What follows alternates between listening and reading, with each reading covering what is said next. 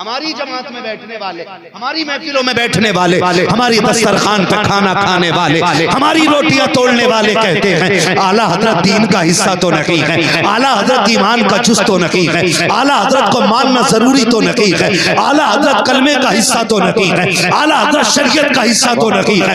मैंने कहा बात तो ठीक है, लेकिन तुझे ये बता आला हजरत को निकालने पे क्यों लगा है? अब बात समझ में आई है। जिन घरों से आला हजरत निकल गए उन घरों में या तो इंजीनियर आ गया है या ताहिर पादरी आ गया है। जिन घरों के अंदर आज भी आला हजरत मौजूद है उन्हीं घरों के अंदर मुस्तफा जाने रहमत की शरीयत मौजूद है।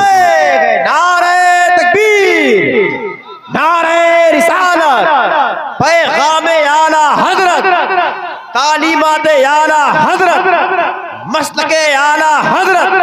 वाह वाह कि महफिलों में जो बात आपसे कही जाती है उलमा के जरिए उस पर अमल करने की कोशिश की जाती है।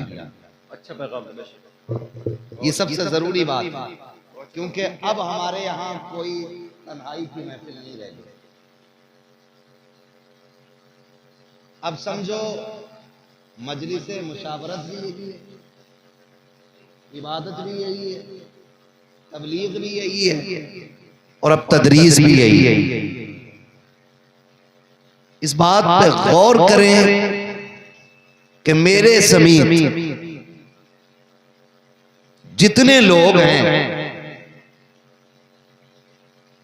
और खिदमत खल्क का नजरिया रखते हैं, चटकुलों का नहीं, मनोरंजन का नहीं, ठट्टेबाजी का नहीं, जिनका ये नजरिया है कि अगर हमारे सामने ये 1000 लोग बैठे हैं तो सिर्फ एक मेरा घंटा खर्च नहीं हो रहा है, ये सारे मिला के 1001 घंटा खर्च हो रहा है।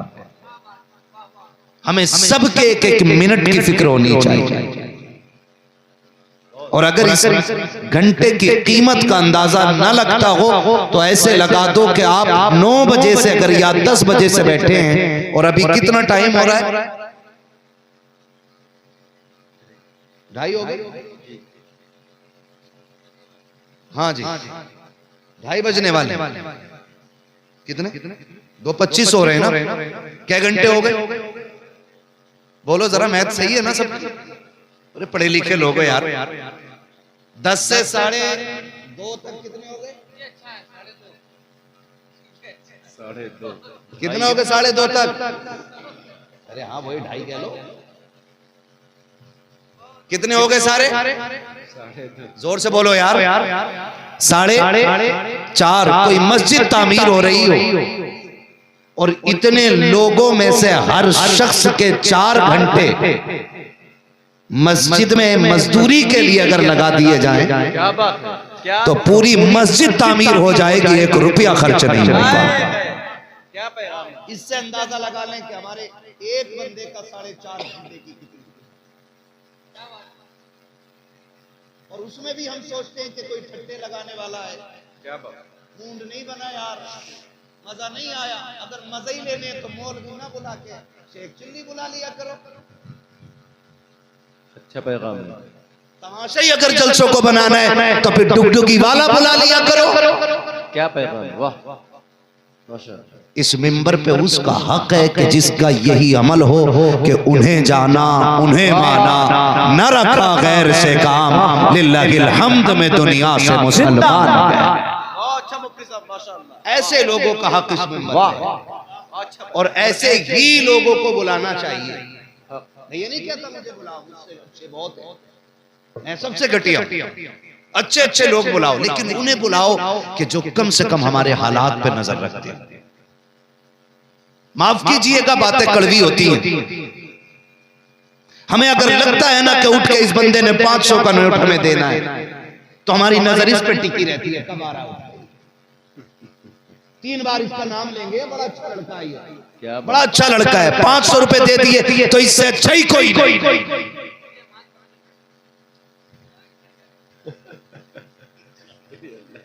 वाह हसन भाई। हाँ, लेकिन हमें आंख खोल के बोलना पड़ता है। अगर हमने आंख बंद कर ली तो फिर मामला ही खराब हो जाएगा। हाँ, तो उठ के आने वालों को थोड़ा सा ख्याल करें। मिंबर पे जब बैठे हों हम लोग, तो हमारी जिम्मेदारी बनती है कि हम वो बात अपनी कौम से रखें कि जिसकी इसे जरूरत है, और जिम्मेदार रखते हैं। मुफ्ती साहब की मुकम्मल गुफ्तगू हुई कि नहीं? जमीन से चांद तक की बात हुई, और सारी बात का निचोड़ सिर्फ एक ही निकला कि हम उस रसूल से प्यार करते हैं जिसकी हुकूमत कुल कायनात पे चला करती है। हमें किसी के प्रेशर से, किसी के ताने से, किसी के दबाव से कभी हम लोगों को अपने एहसासात को कमजोर नहीं करना चाहिए। पहली बात तो आप ये बावर कर लो कि हम कमजोर नहीं हैं, हम उस नबी के मानने वाले हैं जो लकड़ी को हाथ लगा दे तो तलवार से ज्यादा तेज चला करती है। वाह वाह, पहले ये यकीन कामिल करवा। सबसे बड़ी कमजोरी है कि ईमान कमजोर हो गया, ये सबसे बड़ी कमजोरी है। आप कहेंगे कहां जी ईमान कमजोर है? 4 बार कलमा पढ़ता हूं मैं, तो खाली 4 बार कलमा पढ़ने से ईमान मजबूत नहीं होता। ईमान कैसे मजबूत होता है? पूछ अली से। हिजरत की रात हुजूर ने बिस्तर पे लेटाया और कोई ठंडी हवा के झोंकों की जगह नहीं थी। वो जगह वो थी जहां दरवाजे पे 40 तलवारें थे। दुश्मन इस धाक में थे, रात हो और हम मकसद में कामयाब हो। ऐलान करके अली को नहीं लिटाया हुजूर ने कि मैं अली को लिटा के जा रहा हूं। चुपके से कहा अली तुम सो जाओ, मैं जा रहा हूं। हजरत अली लेटे, हुजूर ने जो कहना था कहा। अगले दिन सारा मामला मैं तफसील से बात नहीं बता रहा हूं, निपटा करके हजरत अली हुजूर की बारगाह में। किसी ने कहा अली हिजरत की रात नींद कैसी आई? तो हजरत अली ने कहा था अल्लाह की इज्जत की कसम, जैसी नींद मुझे हिजरत की रात आई थी ऐसी नींद अली को कभी जिंदगी में नहीं आई थी। वाह वाह वाह, मैं ईमान बता रहा हूं, मैं ईमान बता रहा हूं, ऐसी नींद पूरी जिंदगी नहीं आई। काली डर नहीं लगा, 40 तलवारें थी, 40 दुश्मन थे, दरवाजे पे खड़े थे, मारने के इरादे से आए थे। वो तलवार उठा देते तो अली गर्दन कट जाती। अगर वो अंदर आकर के तलवार चला देते अली जिंदगी खत्म हो जाती। अली का जवाब सुनो, मुस्कुरा के कहते थे का तुम क्या समझते हो? अली कोई ऐसे ही सो गया था? अली नबी की जमानत पे सोया था, नबी की गारंटी पे सोया था। मेरे नबी ने कहा था अली सुबह उठना है, अमानतें बांटनी है, फिर मदीने आना है। अली ने समझ लिया था अली को उस वक्त तक मौत नहीं आएगी जब तक उठ के अली मदीने ना आ जाए। नारे तकबीर, नारे रिसालत, ताजदारी मदीना कॉन्फ्रेंस, मसलके आला हजरत, नारे हैदरी। भाई पहले ईमान मजबूत करें, ईमान मजबूत करें। बारिश तेज हो जाए, हमारा ईमान कह दे कि भाई अजान पढ़ो, तो कह रहा इतनी तेज बारिश अजान से रुक जाएगी। वो अपनी शिकल न देख, अपनी अकल न देख। रब ने तेरे मुंह में बरकत नहीं रखी, रब ने अपने नाम में बरकत रखी है। उठ के खड़ा हो जाओ उसके नाम पे, उठ बांध कमर क्यों डरता है, फिर देख खुदा क्या करता है। उठना तो चाहिए ना उसके नाम पे। अभी बैठा बैठा साहब नहीं मैं नहीं बोलूंगा जी, मैं नहीं बोलूंगा, पकड़ा जाऊंगा, मैं नहीं बोलूंगा, मारा जाऊंगा, मैं नहीं बोलूंगा, पार्टी नाराज हो जाएगी, मैं नहीं बोलूंगा, रिश्ता बिगड़ जाएगा। सुन, मेरे मुर्शिद ने सीधी बात कही, नबी से जो हो बेगाना उसे खुद से जुदा कर दे। फाइनली बात, ये फाइनली बात है। अब यहाँ हिसाब लगा रहा बंदा, ना मौलाना कड़वा ना बोलियो, इमाम साहब थोड़ा हिसाब से बोलियो। सारे लोग आते हैं यहाँ, सारे आते ही क्यों हैं? मस्जिद सारे लोगों के लिए नहीं, मस्जिद सिर्फ अल्लाह वालों के लिए। क्या बात, क्या जुमला है? उन लोगों के लिए जो सिर्फ अल्लाह वाले, और अल्लाह वालों की शान ये होती है एक ही सफ में खड़े हो गए महमूद अयाज, ना कोई बंदा रहा ना कोई बंदा। अरे क्या नीचे से डरा रहा मौलवी को, ईमान मौलवी का बड़ा पकड़ा है, वो डरा रहा है जिसका पता ही नहीं है ईमान मतलब क्या। ओ भाई ईमान मजबूत करे, ईमान बोलो, ईमान जोर से, ईमान, ईमान। इतनी मजबूत आवाज नहीं निकल रही जितना ईमान मजबूत करना है। क्या बात, हाँ। ईमान मजबूत करें ईमान, मजबूत करें। इतनी जोर से बोलो कि गला बैठ जाए, ताकि कल अगर अम्मा पूछे बता बेटे आवाज का क्या हुआ, कहना रात मुस्तफा के नाम पे आवाज की कुर्बानी दे के आ गए। क्या बात है। मैं जानता हूं ये वक्त मुश्किल होता है, इसमें जगाना भी है और जगाना भी है। माफ कीजिएगा, आज ना खानकाहें बहुत है, पीर भी बहुत है, लेकिन गारंटी के साथ कह रहा हूं, अगर हिंदुस्तान के अंदर 1.5 लाख खानकाहें हैं और 1.5 लाख खानकाहों के अंदर 3.5 लाख पीर हैं, कंफ्यूज हो गए इस बात पर? ऐसा ही है। अब तो विरासत समझ ली है, विरासत।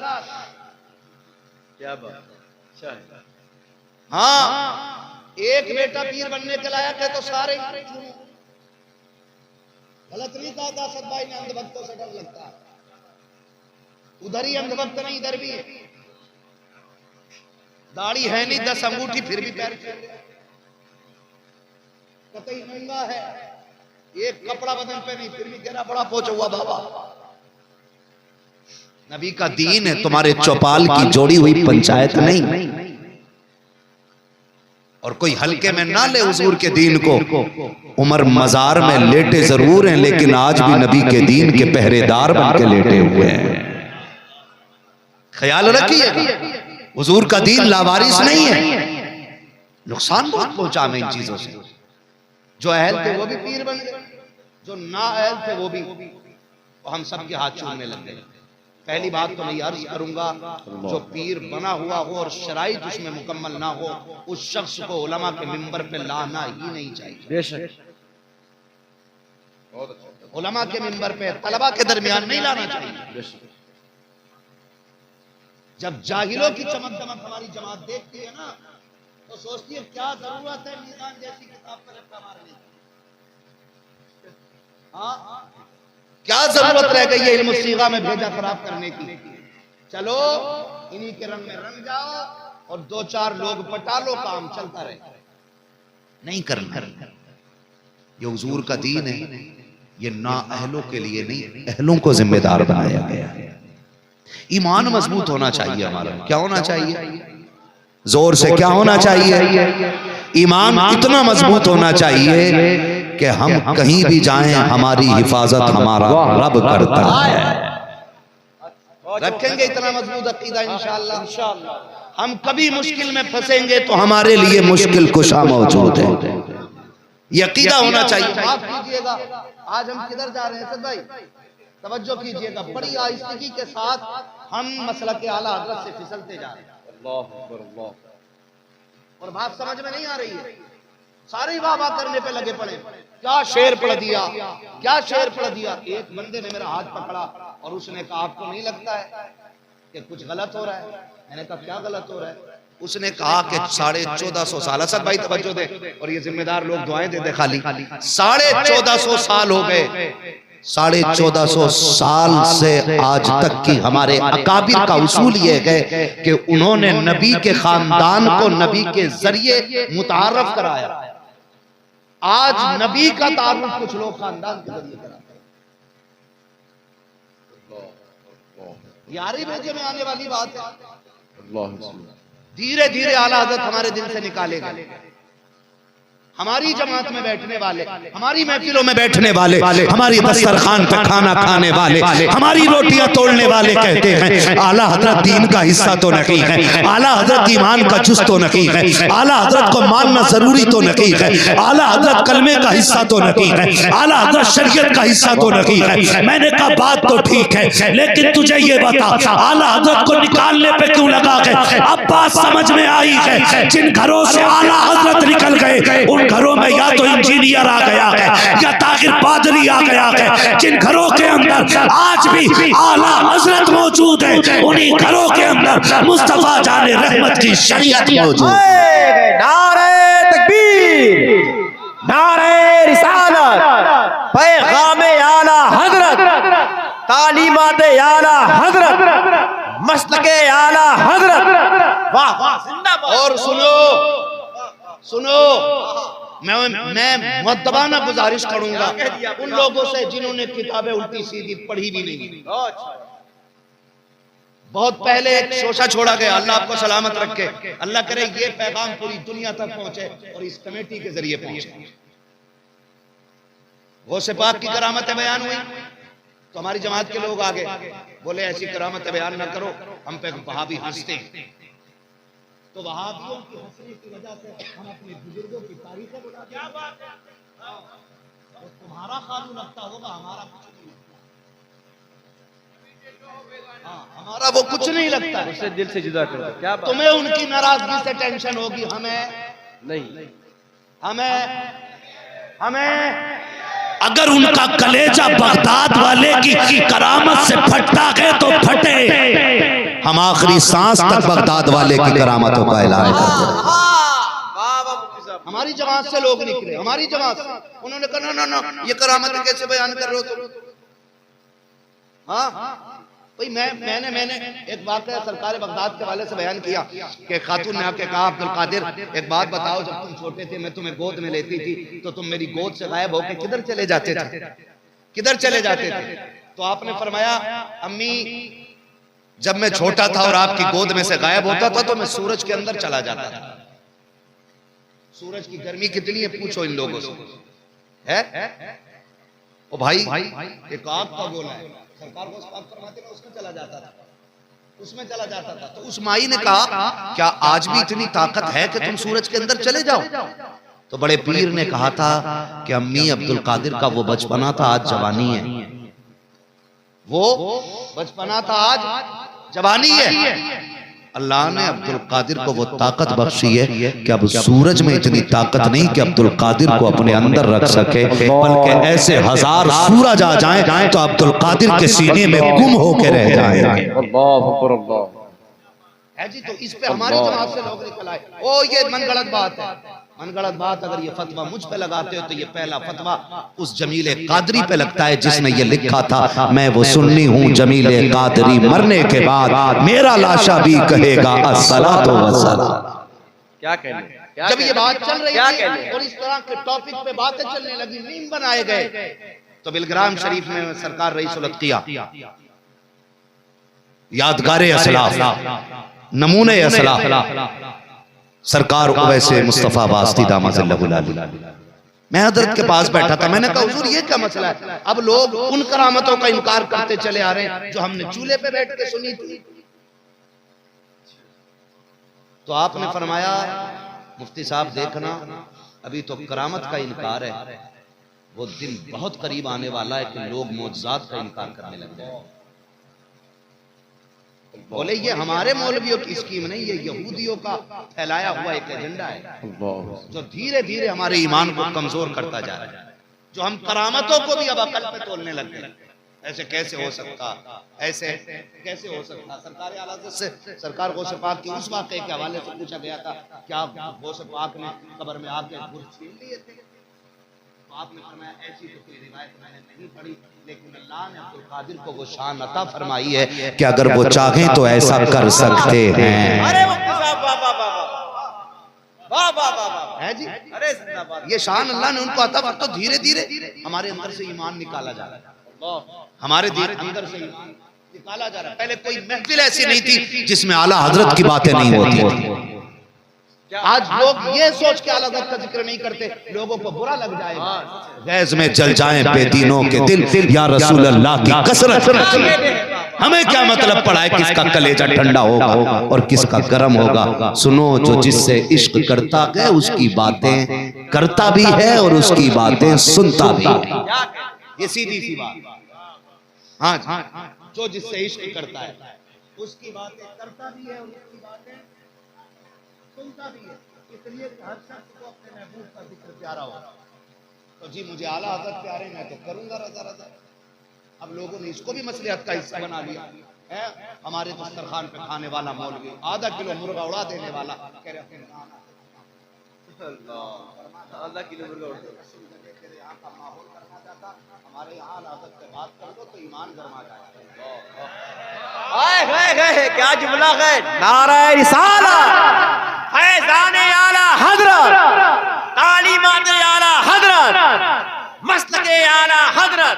अरे वाह जिंदाबाद। नौजवानों धीरे धीरे हमारे अंदर से ईमान निकाला जा रहा है। पहले जवानों को आला हजरत से अलग किया। ये कहा गया मसला कि आला हजरत क्या है, और जी आला हजरत हो गए तो फिर हुजूर कौन है? तू बता। अपने दादा को क्या कहता? कह रहा बड़ा अब्बा। तो बड़े अब्बा तो हजरत आदम है, फिर तेरा अब्बा क्या उनसे बड़ा है? कहा नहीं, इस वक्त इस नस्ल में जो पुश्त में मेरे अजदाद में मौजूद है और मैं सबसे बड़े हैं, तो मैं इन्हें बड़े अब्बा कहता हूं। मैंने कहा इससे समझ में नहीं आया, अगर तेरी नस्ल का सबसे बड़ा आदमी मौजूद है उसे बड़ा अब्बा कह रखा है, जो अपने दौर में सबसे बड़ा हजरत था, तो हम उसे आला हजरत क्यों नहीं कह सकते? है तो पहले जवानों को आला हजरत से अलग किया गया, फिर इंजीनियर घुसेड़ दिया गया। इंजीनियर क्या कर रहा है आजकल पता है? वो उसे टंकी फिट करनी थी, वो नमाज फिट करने चला। हाँ प्लम्बर, मिर्जा झेलुमी नहीं जहन्नमी। हाँ अब हमारा जवान क्या कह रहा है? बैठ के देख के सामने से कह रहा, ओहो क्या लॉजिक है भाई उसकी बात में, आ गई दिमाग में, आ गई क्या बात कही है उसने, दिमाग में आ गई। मैंने कहा सुन, दुनिया जो है ना वो अक्ल को तरजीह देती है, मगर हुजूर के गुलाम इश्क को तरजीह देते हैं। जिसने लॉजिक तलाश किया वो अबू जहल बन गया, और जिसने इश्क की नजर से देखा वो अबू बकर बन के चमकने लग गया था। तो हम क्यों उसकी बात सुने और लॉजिक बयान कर रहा है? उसे देख के कुरान की आयत पढ़नी नहीं आती। वो जो मुजद्दिद बना घूम रहा है ठलुआ, उससे कोई टंकी फिटिंग नहीं करा रहा, तो नमाज में नहीं मेद कर रहा है। तो ऐसे ही मुफ्ती साहब, तो हमारा जो जवान है ना सोशल मीडिया का मुरीद हो गया है। क्या क्या बात है यार, उसने बताया भाई देखो 40 हदीसों से ज्यादा तो हुजूर की वो हदीस है जिसमें रफ़े यदैन है, और एक हदीस है जिसमें रफ़े यदैन का हुक्म नहीं है। तो मुझे एक बात बताओ, उसने फिर एक बात कही कि हम वो नमाज पढ़ते हैं जो हुजूर वाली है, और ये हनफी लोग वो नमाज पढ़ते हैं जो अबू हनीफा वाली है। वो ये बात कहता है, ऐसे ही कहता है। हमारा जवान गुमराह हो रहा है उसमें। बहुत गौर से मेरी बात सुनिएगा।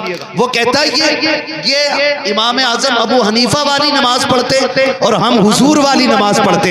मैंने कहा जानवर, तुझे देख के कुरान पढ़ना नहीं आता। इमाम आजम उस जात को कहा जाता है जिसे 80,000 से ज्यादा हदीसें ज़बानी याद थी।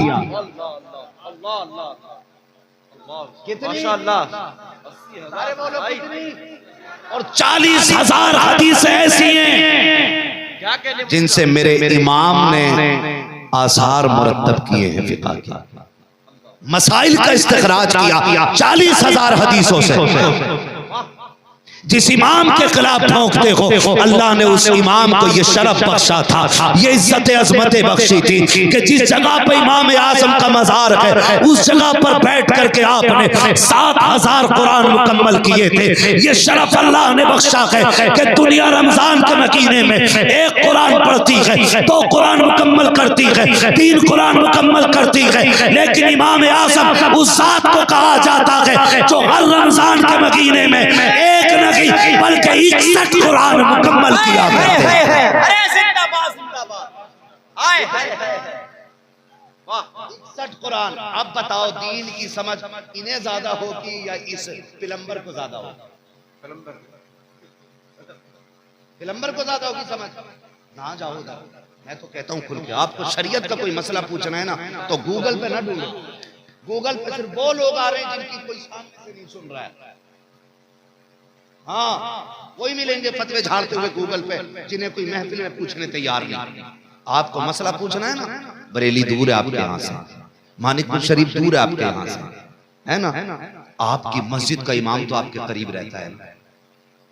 मैं समझता हूँ आपका कितना भी अहम मसला होगा, आपके इमाम की दस्तरस से बाहर नहीं रह सकता। आपकी जरूरत के तमाम मसाइल गालिबन आपके इमाम को आते होंगे, और अगर कोई ऐसा मसला होगा जो आपके इमाम को नहीं आता होगा ना, तो वो आपको रेफर करेगा, आपको भेजा वहां जाइएगा, 100% मुत्तफिक रहोगे, दिल मुतमईन रहेगा, और फिर अमल करने भी मजा आएगा। लेकिन क्या करें, सोचें ये तो 6,000 रुपये ले रहे हैं, ये क्या मसला बता पाएंगे? मसला उससे पूछो ना जिसे हम 1 लाख देते, 50,000 देते ना। दीन मस्जिद के इमाम से पूछिए। समझ रहे मेरी बात? धोखे में ना आइएगा, बड़ा आसान चल गया। आज तो वजू में कितने फर्ज हैं, ऐसे मार। वजू का तरीका क्या है? वजू का तरीका अगर किसी ने शाफई मसलक पर बयान कर दिया तो उधर जो मसला मसा का है, मुतलकन मस है, वहां पर भिगो के उंगली मार लो, मसा हो गया। लेकिन हमारे मसलक में क्या है? चौथाई सर का मसा है जी। तो अपने इमाम के पास जाएंगे इंशाअल्लाह, जाएंगे ना अपने इमाम के पास, अपना ईमान मजबूत करो। और नंबर 2, अपने अखलाक बेहतर करो। क्या करना? क्या बेहतर करना है? अखलाक दूर करना। देखो मैंने पहले ही कहा 1 घंटा बोलूं ये जरूरी नहीं है, बस मैं खत्म करने लगा हूं। क्या बेहतर करना है? जोर से क्या बेहतर करना है? अखलाक। अखलाक किसे कहते? मीठा बोलने को। अगर मीठा बोलने को अखलाक कहते तो तुमसे ज्यादा मीठा तो यार होस्टेस बोलती है। अच्छी तरीके है, बेशक है भाई। अगर मीठा बोलने को उसने अखलाक कहा जाता है तो जो दुकान पर बैठा हुआ होता है ना, वो तनख्वाह लेकर के सौदा बेचने वाला 10 सूट खोल देगा, आप कहोगे अच्छे नहीं लगे, फिर भी कह रहा सर है ना, और भी है। उससे ज्यादा मीठा कौन बोलेगा भाई? आपको नहीं चाहिए कि ना रुको ना, माल और भी अंदर है। तो ये उसने अखलाक में, ये उसने अखलाक में नहीं आती। उसने अखलाक में क्या चीज आती है? मेरे महबूब ने फरमाया सुनो, जो तुमसे तोड़ने की कोशिश करे तुम उससे जोड़ने की कोशिश किया करो। तब पता चलता है ना अखलाक कितना बड़ा। क्या कहें? ओ भाई मैंने आपको दावत खिलाई, आप मुझे खिला दोगे तो क्या कमाल की बात है। कभी उसे भी तो खिला के देखो जिसने कभी 1 गिलास पानी ना पिलाया हो। कभी उसे भी दावत दो जिसने आपको कभी दावत न दी हो। कभी उसको सलाम करो जिसने कभी आपको सलाम ना किया हो। कभी उसके काम आके देखो जो कभी आपके काम ना आया हो। इसको उसने अखलाक कहते हैं। अखलाक अच्छे करें। खाली मीठा बोलने का नाम अखलाक नहीं। अखलाक किसे कहते हैं? मेरे नबी की चौखट है। सुने, हातिम ताई की पोती कैदी बना के लाई गई, सर पे चादर नहीं थी। महबूब अलैहिस्सलाम की निगाह पड़ गई, मुजम्मिल वाली चादर दे दी। किसी सहाबी ने कहा हुजूर आप दुश्मन की बेटी को चादर उड़ा रहे हैं। फरमाया मुंह बंद कर, बेटी बेटी होती है, चाहे दुश्मन की बेटी हो चाहे दोस्त की बेटी हो। ऐसे अखलाक हमारे होने चाहिए, ऐसे अखलाक हमारे होने चाहिए। ये अखलाक नहीं ससुराल पहुंचे तो बड़ा हंस के सलाम किया और अब्बा सामने आ गया तो डायरेक्ट अब्बा को अब्बा भी नहीं कह रहा, अम्मा से कह रहा हाजी जी से कह देना फला जगह जाना। ऐसा क्या कह रहे हो? हाजी जी से कह देना फला जगह जाना है। अब्बा को अब्बा कहते हुए गैरत आ रही है। चले जन्नत खरीदने। जन्नत इतनी सस्ती नहीं बेटे, जो लुकमा था प्लेट का उठा के खा लिया। जन्नत सस्ती होती तो हजरत बिलाल कभी कोड़े ना खाते। याद रखना, बड़ी कीमती है जन्नत। इसे हुस्न अखलाक नहीं कहते। सास दिखाई दे गई तो लंबा करके सलाम कर दिया, ससुर दिखाई दिए तो इतना लंबा कर दिया हाथ, और इशारा भी है और मुंह से भी है। डट के सलाम इसलिए हो रहा है कि इससे जहेज के नाम पे दौलत मिली है, आगे चल के खैरात के नाम पे कुछ ना कुछ मिलता रहेगा। इसको उसने अखलाक नहीं कहते, इसे कुत्तापन कहते हैं। कुत्तापन। उसने अखलाक ये है कि जो तुम्हें बर्दाश्त न करता हो तुम उसे सीने से लगाया करो। तुम कमजोरों को सीने से लगाओ, मदीने वाला तुम्हें अपने सीने से लगाने के लिए। अरे क्या कहने मुफ्ती साहब, मुबारक। आज अखलाक, अरे जिंदाबाद। अखलाक पहुंची तक